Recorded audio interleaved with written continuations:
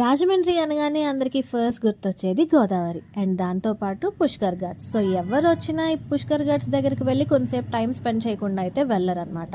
అలాగే నేను కూడా ఒకరోజు ఈవినింగ్ గౌతమి ఘాట్ దగ్గరికి వెళ్ళా. లోపలికి వెళ్ళే ముందు నాకు దాని ఆపోజిట్లో ఈ ఫుడ్ కోర్ట్ కనిపించింది. అక్కడ ఈ స్పైరల్ పొటాటో అయితే చేస్తున్నారు.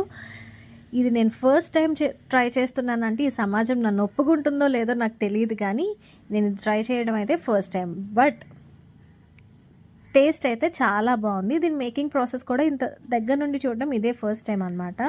సో ఈ స్పైరల్ పొటాటో తీసుకుని గౌతమి ఘాట్ లోపలికి వెళ్ళిన తర్వాత అక్కడ వ్యూ చూస్తే ఉంది, అసలు ఎంత బాగుందో వ్యూ. ఆ సన్సెట్ చూస్తూ ఆ గోదావరి దగ్గర కూర్చుని అలా టైం స్పెండ్ చేసేయచ్చు. అండ్ ఇక్కడ పార్క్ కూడా అరేంజ్ చేశారు. చిన్నపిల్లలు అండ్ చాలామంది వచ్చి ఇక్కడ టైం స్పెండ్ చేస్తున్నారు. చిన్న చిన్న ఎక్సర్సైజెస్ లాంటివి కూడా చేసుకుంటూ చక్కగా ఆడుకుంటున్నారు అనమాట. సో సన్సెట్ చూసారా ఎంత బాగుందో, ఆ గోదావరి మీద పడుతూ వ్యూ అయితే